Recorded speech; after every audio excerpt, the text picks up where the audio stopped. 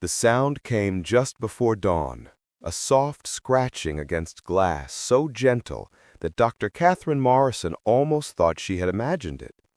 She had been awake for hours anyway, staring at the ceiling of her small bedroom, wondering what she was supposed to do with the rest of her life. Retirement, they had told her, would be peaceful. They said she had earned it after 32 years of caring for wildlife in zoos and reserves across 3 continents. They did not mention the silence that would follow, the terrible, crushing silence of a life suddenly without purpose. Kate pushed herself up from bed and walked barefoot across the cool tile floor toward her kitchen. Through the window, the African sky was just beginning to lighten, that brief moment between night and day when the world holds its breath. And there, on her wooden porch, sat a leopard cub. For a moment, Kate simply stared. In all her years working with wildlife, she had never seen anything quite like this. The small creature sat upright on his haunches, one tiny paw raised and pressed against her glass door as if knocking. His amber eyes, impossibly large in his small face, looked directly at her with an intensity that made her breath catch. He could not have been more than 3 months old. His golden coat was dusty, the rosettes still forming in that soft pattern unique to very young leopards. Even through the glass, Kate could see he was thin, too thin. Her professional instincts kicked in immediately. She scanned his body for injuries, looking for blood, broken bones, obvious trauma. But there was nothing like that. He was simply malnourished, exhausted, and clearly alone. A cub that young should have been with his mother, learning to hunt, learning to survive. Instead, he was here at her door, looking at her as if he knew exactly who she was and what she could do. Kate knew she should not open that door. Every rule she had ever followed, every protocol she had ever enforced, screamed at her to call the park authorities and let them handle it. Wild animals, even orphaned ones, especially predators, should never become dependent on humans. She knew this. She had spent 30 decades explaining this to well-meaning people who wanted to help. But she opened the door anyway. If you believe in the incredible bonds between humans and animals, if you believe that sometimes the universe brings exactly who we need into our lives at exactly the right moment, then please subscribe to Wild Heart Stories.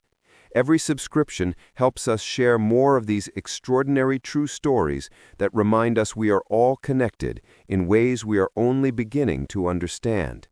These stories matter. Your support helps us keep telling them. The cub did not move when the door opened. He simply sat there, looking up at Kate, waiting. She knelt down slowly, keeping her movements calm and predictable. Up close, she could see the dust on his whiskers, the slight tremble in his small body, the way his ribs showed just a bit too clearly under his fur. "Where is your mother?" Kate whispered, though she already knew the answer. Leopard mothers do not abandon their cubs. Something had happened to her, poachers perhaps, or another predator, or simply one of the 1,000 dangers that make the African bush both beautiful and brutal. The cub made a sound, a small, chirping mew that leopard cubs use to call their mothers. It was one of the saddest sounds Kate had ever heard. She stood up and went back inside, her mind racing. This was wrong. She should not interfere. But her hands were already opening cabinets, pulling out a shallow bowl, filling it with water. She had some chicken in her refrigerator, left over from her own dinner. She cut it into small pieces, the way she would for a domestic cat, though this was no house pet. When Kate brought the food and water outside, the cub had not moved from his spot by the door. She set both bowls down about 2 meters away and stepped back. For a long moment, he did not react. Then, slowly, he stood and walked to the water. He drank deeply, desperately, and Kate realized he had been dehydrated as well as hungry. After the water, he approached the chicken more cautiously, sniffing it carefully before taking a small piece. Then another. Then he ate everything in the bowl. Kate watched from her doorway as the sun rose fully, painting the sky in shades of orange and pink that only Africa seems capable of producing. The cub finished eating and sat back on his haunches, looking up at her again. In that moment, Kate felt something she had not felt in the year since she retired. She felt needed. Catherine Morrison was 58 years old and, until last year, had been one of the leading wildlife veterinarians in southern Africa. She had delivered elephant calves, treated injured lions, performed surgery on everything from meerkats to buffalo. Her ex-husband used to joke that she loved animals more than people. He was probably right. That was likely why they divorced. Kate had never wanted children. Her work was her family. The animals were her purpose. And when her body started to slow down, when the board of directors suggested it might be time to step aside for younger veterinarians with steadier hands, she agreed. She told herself she was ready for a quieter life. She was not ready, not even close. Kate had moved to this small house 8 months ago, thinking that being near Kruger National Park would be enough. She could observe wildlife, take photographs, enjoy nature without the responsibility. But observation was not the same as purpose. Photography was not the same as healing. Every day felt emptier than the last. Until that morning. Until a 3-month-old leopard cub decided to sit on her porch and change everything. After he finished eating, Kate did what she knew she should have done from the beginning. She called the park rangers. She explained the situation, described the cub's condition, gave her the name of her location. They said they would send someone, but it might take a few hours. They were dealing with a suspected poaching incident on the northern border. Everything was always urgent in conservation work. While Kate waited, she brought out an old blanket and spread it on the porch. The cub, surprisingly, walked over and settled onto it, curling into a tight ball. Within minutes, he was asleep. The ranger who arrived was a young man named Thabo. He examined the cub carefully, professionally, while Kate stood back and tried not to interfere. Old habits died hard. "No injuries," Thabo confirmed. "Just malnourished and dehydrated. You did the right thing giving him food and water. Probably saved his life." "What happens now?" Kate asked, though she already knew the answer. "We take him to the rehabilitation center in Hoedspruit. They'll care for him, assess whether he can be released back into the wild. If he's too young, if he can't learn to hunt, he might need to go to a sanctuary." Kate nodded. This was the correct protocol. This was what she would have recommended herself. As they loaded the cub into the ranger vehicle, he opened his eyes briefly and looked back at her. Those amber eyes seemed to ask a question Kate could not answer. After they left, Kate cleaned up the bowls, folded the blanket, and went inside. The house felt even emptier than before. She tried to distract herself with chores, with reading, with anything.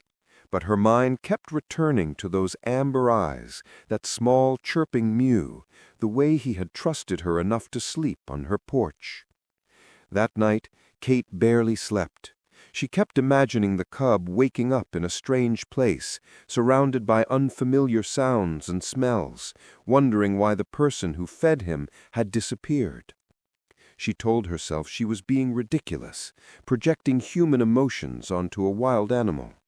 But she had worked with leopards before. She knew how intelligent they were, how capable of forming bonds, how long their memories could be. The next morning, Kate woke before dawn again. This time she knew why she had been restless. Some part of her had been listening for that soft scratching sound. But there was nothing. The house was silent except for the usual sounds of the African morning. Birds calling, insects buzzing, the distant cough of a lion somewhere in the park. Kate made coffee and sat on her porch as the sun rose, feeling foolish for hoping. The cub was at the rehabilitation center, probably sleeping in a warming enclosure, being cared for by trained professionals. He had no reason to return here. He probably did not even remember her. Then she heard it, that small, chirping mew. Kate stood up so quickly she nearly spilled her coffee. And there he was, sitting in exactly the same spot as yesterday, one paw raised to her door, amber eyes looking at her with what could only be described as recognition. He had come back. Thabo returned with the ranger vehicle less than an hour after Kate called. He walked out of his enclosure during the night, Thabo explained, looking more puzzled than concerned. We thought maybe a fence was damaged, but everything was secure. He just left and somehow found his way back here. That's more than 15 kilometers through the bush, Dr. Morrison. A cub that young should not be capable of that kind of navigation. They stood on Kate's porch looking at the small leopard who had once again made himself comfortable on her blanket. He watched them watch him, completely calm, as if this was the most natural thing in the world. "What do you want me to do?" Kate asked. Thabo rubbed his face, clearly trying to figure out the same thing. "We can take him back again, but if he keeps returning, that creates a problem. A leopard who fixates on a human location, who loses his fear of people, that's dangerous, for him and for you." "He's not aggressive," Kate said quietly. "He's just lost." "I know," Thabo sighed. "Let me talk to my supervisor. In the meantime, don't feed him, okay? Don't encourage this behavior. Maybe he'll get bored and leave on his own." After Thabo took the cub back again, Kate tried to follow his instructions. She really did. But that night, she lay in bed listening to the sounds of the bush beyond her walls, thinking about a small leopard cub trying to navigate his way back to the only place that had offered him kindness. Thinking about how many dangers existed in those 15 kilometers of wild Africa. On the third morning, when Kate found him sitting at her door again, she did not call the rangers right away. She sat down on the porch beside him, keeping a respectful distance. "I don't know what you want from me," Kate said softly. "I don't know why you keep coming back. But if you're going to keep doing this, we need to establish some rules." The cub tilted his head slightly, as if listening. In the growing light of dawn, Kate could see he was even thinner than before. All that walking, all that energy expended to return here, and no one was feeding him at the rehabilitation center because they kept hoping he would settle in and accept his new situation. "I can't keep you," Kate told him firmly, as much to herself as to him. "You're a wild animal. You belong in the wild, not with a retired veterinarian who barely knows how to take care of herself anymore. But I also can't watch you starve yourself trying to get back here." Kate went inside and prepared food again, just a small amount, just enough to keep him alive. When she brought it out, he ate with the same desperate hunger as before, and something in her chest tightened painfully. This was how it started. This was how the next 10 days unfolded. Every morning, just before dawn, the cub would appear at Kate's door. Every morning, she would feed him small amounts, give him water, let him rest on the porch while she tried to figure out what to do. And every afternoon, Thabo would arrive, increasingly frustrated, but also increasingly resigned, and take the cub back to the rehabilitation center. "He's going to exhaust himself to death," Thabo said on the 7th day, his voice heavy with worry. "Every night he walks back here, 15 kilometers through territory where bigger predators hunt. One of these nights he's not going to make it. What do you suggest?" Thabo looked at her for a long moment.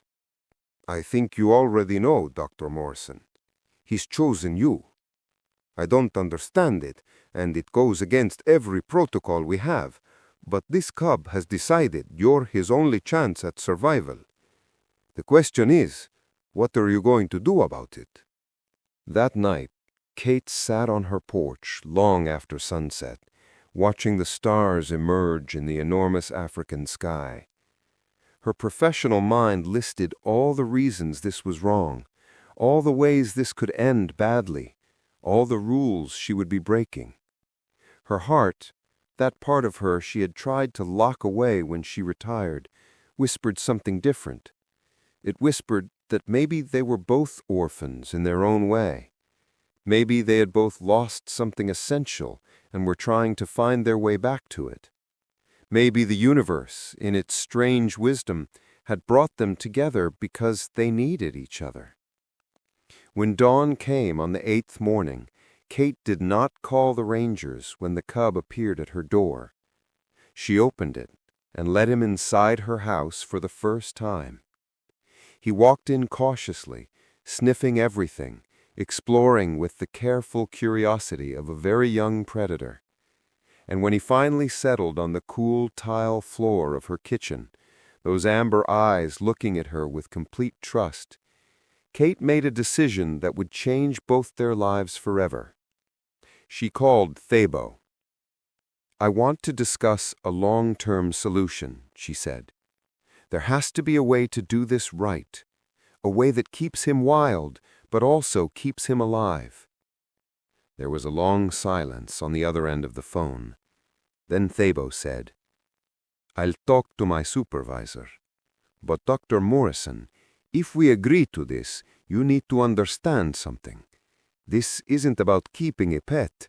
This is about creating a new kind of relationship with a wild animal, one we're making up as we go, one that has no handbook, no proven method, no guarantee of success." "I know," Kate said, watching the small leopard who had somehow decided she was worth 15 kilometers of dangerous walking every single night. "I know exactly what this is." As Kate hung up the phone and sat down on her kitchen floor across from the cub, a thought occurred to her. He needed a name, not a pet name, but something to call him, something to distinguish him from the abstract concept of leopard cub and acknowledge him as the specific, determined, extraordinary individual he was proving himself to be. "Amber," Kate said softly, thinking of those remarkable eyes that had looked into hers and seen something worth trusting. "I'm going to call you Amber." The cub's ears twitched at the sound. He blinked slowly, the way cats do when they're content. And for the first time since Kate had retired, since she had left behind everything that gave her life meaning, she felt something unfamiliar bloom in her chest. She felt hope.